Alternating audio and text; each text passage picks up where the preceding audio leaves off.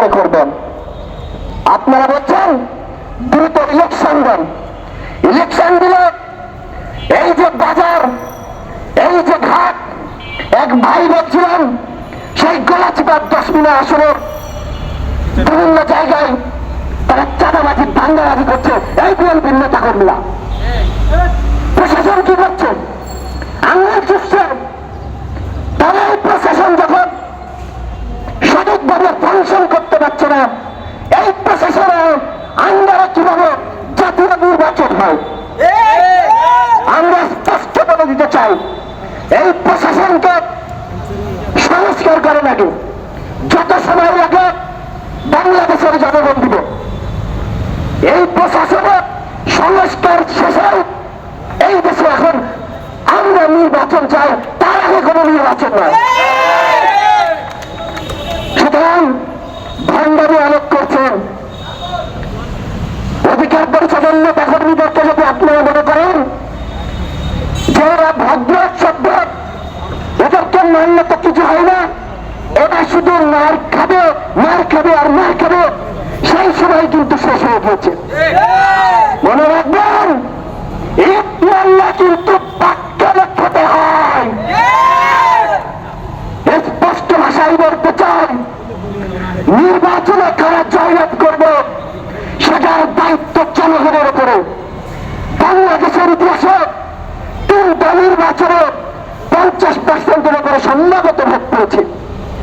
অন্যান্য রাষ্ট্র যদি দেখতে চাই 40%-এর বেশি ভোট বাংলাদেশে পারে না।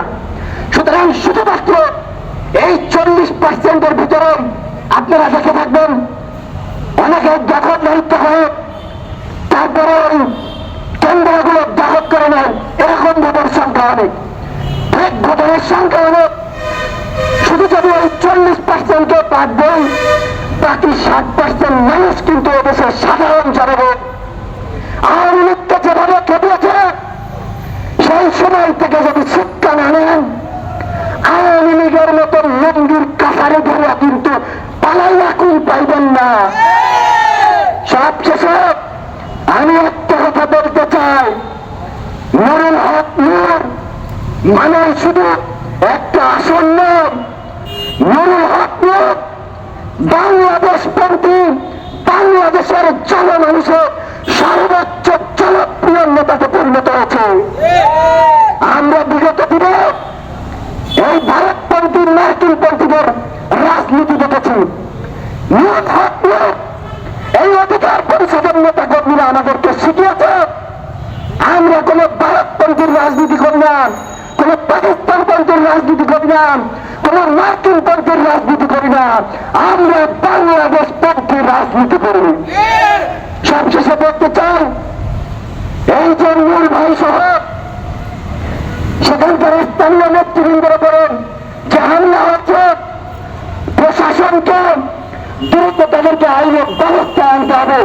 এর পাশাপাশি ওই হাসান মাহমুদকে দলীয় মতো ভাবে তাকে বহিষ্কার করতে হবে। নতুবা সারা বাংলাদেশের গণ অধিকার পরিষদের এই অধিকার পরিষদের নেতা কর্মীরা দীর্ঘ আন্দোলন গড়ে তুলবে। ধন্যবাদ।